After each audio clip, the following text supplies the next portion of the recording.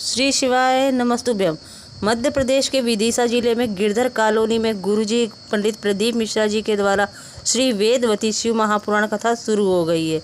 ये 7 दिवसीय शिव महापुराण कथा है जो कि 30 जून से 6 जुलाई 2024 तक आस्था चैनल और यूट्यूब के माध्यम से दोपहर में 1 बजे से 4 बजे तक देखी जा सकती है। आज की कथा में गुरुजी ने कुछ नए उपाय और विशेष जानकारी दी है। किसी कारणवश आप आज की कथा नहीं सुन पाए हैं तो पूरी कथा का रस तत्व आपको इस छोटे से वीडियो के माध्यम से प्राप्त होने वाला है। आज की कथा में गुरुजी ने सावन से जुड़ी कुछ विशेष जानकारियाँ भी सबको बताई हैं। तो बढ़ते हैं आज की कथा की पहली जानकारी की ओर। आज महीने की शिवरात्रि भी है और शिव महापुराण कथा सुनने का मौका भी मिल रहा है। इससे अधिक पुण्य की बात और क्या हो सकती है। अगर आप भोलेनाथ के मंदिर जा रहे हैं, पंडाल में कथा सुनने जा रहे हैं, तो आप नहीं जा रहे हैं, आपका भोलेनाथ से कोई संबंध जरूर होगा जो वो आपको मंदिर में बुला रहे हैं या कथा पंडाल में बुला रहे हैं। बढ़ते हैं आज की कथा की दूसरी जानकारी की ओर। गुरुजी ने कहा, अगर आप मंदिर नहीं जा पा रहे हैं, जल चढ़ाने नहीं जा पा रहे हैं, तो हमारे ही नज़दीक कोई भाई बहन या परिवारजन मंदिर जाकर जल चढ़ाकर आ रहा है तो हम अगर उसके कलश के दर्शन कर लेते हैं या फिर उसका दर्शन कर लेते हैं तो हमें शिवालय जाने का पुण्य फल प्राप्त हो जाता है। तो बढ़ते हैं आज की कथा की तीसरी जानकारी की ओर।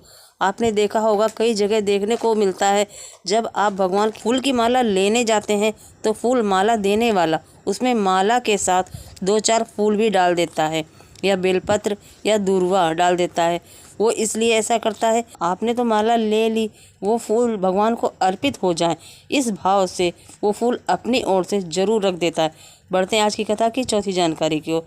भगवान का श्रृंगार करते समय, भगवान का भोग लगाते समय, भगवान को सुलाते समय, भगवान को जगाते समय, भगवान का कुछ आयोजन करो तो उस समय, तुम्हारी मांग में सिंदूर भरे उस समय, तुम्हारे हाथ में चूड़ी पहने उस समय, बिछड़ी पहनो उस समय या सोल श्रृंगार करें उस समय, नारी या पुरुष के आंखों में कभी भी आंसू नहीं आना चाहिए।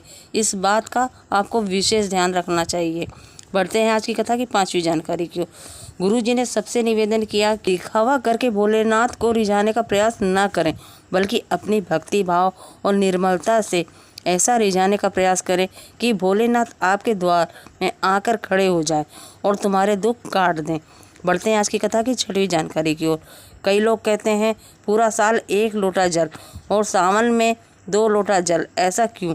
तो इस पर गुरुजी ने कहा, 2 लोटे जल का मतलब सावन के महीने में अपनी भक्ति को 2 गुना कर देना। सावन का महीना भोलेनाथ का विशेष महीना माना जाता है।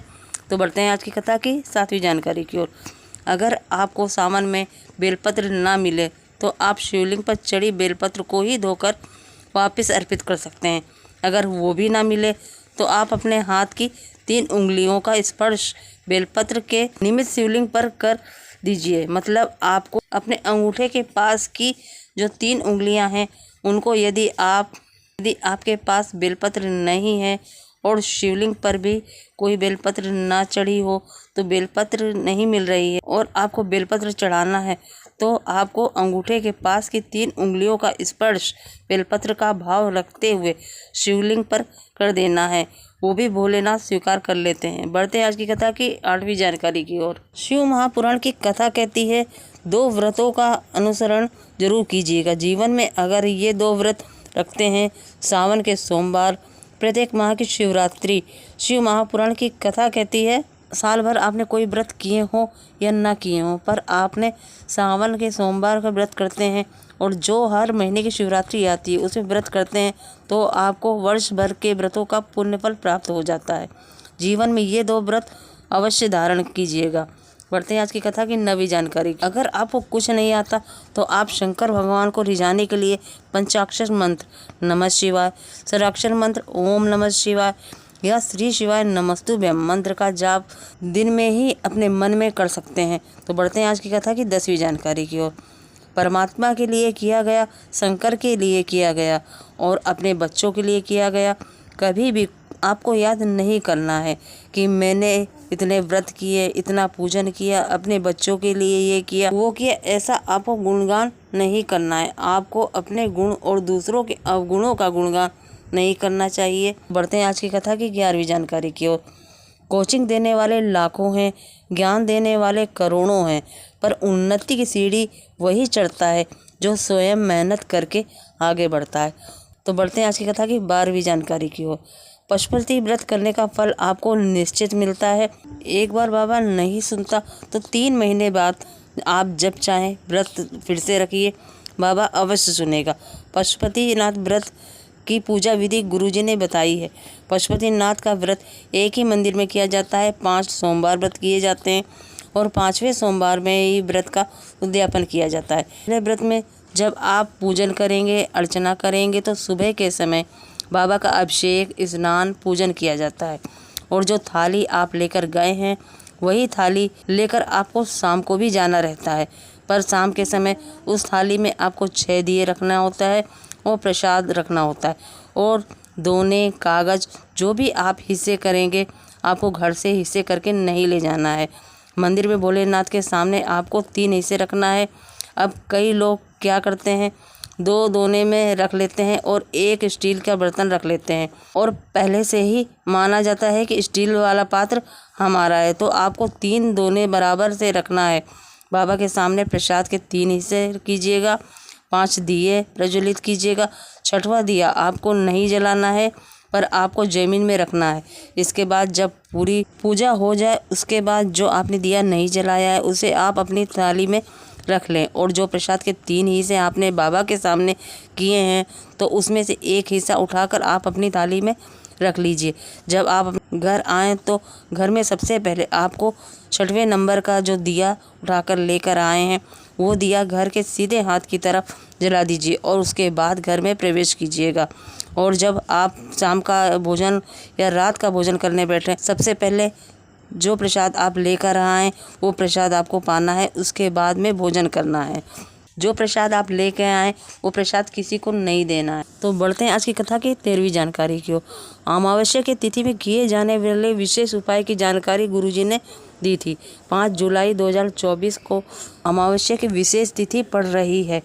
ये उपाय आप किसी भी माह की अमावस्या तिथि में कर तो आपके पितरों की तृप्ति होती है और जब पितृ तृप्त होते हैं तो आपके जीवन में अटके हुए कार्य पूर्ण होते नजर आते हैं।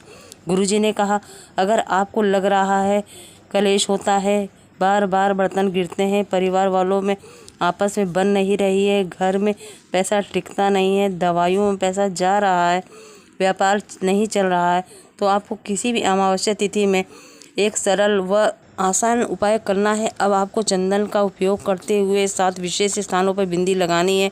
आप अष्टगंध चंदन, पीला चंदन का उपयोग कर सकते हैं। उपाय करते समय ओम नमः शिवाय, श्री शिवाय नमस्तुभ्यम या नमः शिवाय मंत्र का स्मरण कर सकते हैं। सबसे पहले आपको अमावस्या की तिथि में 7 बिंदी आपको लगानी है।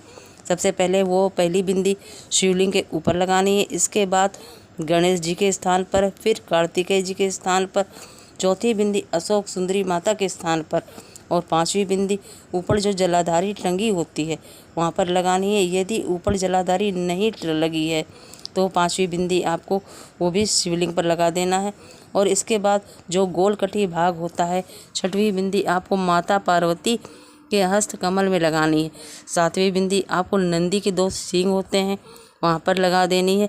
इस प्रकार से 7 बिंदियाँ लगानी है। कई लोग प्रश्न करते हैं ऊपर जलाधारी नहीं बंधी हुई है तो क्या करें, तो आप जलाधारी में निवास करने वाली शंकर भगवान की 5 बेटियों के नाम लेते हुए जया, विषहारा, सांवली वाली, दौतली और देव, इस प्रकार 5 पुत्रियों का स्मरण करते हुए वो बिंदी आपको शिवलिंग पर लगा देना है। मतलब शिवलिंग पर 2 बिंदी लगा देना है। एक सबसे पहले शुरू में लगेगी और 5वीं बिंदी जो जलाधारी में लगानी है वो भी आपको शिवलिंग पर लगा देनी है और यदि ऊपर जलाधारी लगी हुई है तो वहाँ पर लगा दीजिएगा। इस प्रकार से आप ये उपाय कर सकते हैं। उसके बाद आप अपना नाम गोत्र बोलते हुए श्री शिवाय नमस्तुभ्यम बोलते हुए भोलेनाथ से हाथ जोड़कर कामना कर सकते हैं। बस आपको इतना ही करना। आपको वीडियो ज़रा भी पसंद आ रहा तो वीडियो को लाइक करिएगा, शेयर करिएगा और चैनल पर नए आए हैं तो चैनल को सब्सक्राइब कर लीजिए और कमेंट में श्री शिवाय नमस्तुभ्यम जरूर लिखिएगा। श्री शिवाय नमस्तुभ्यम।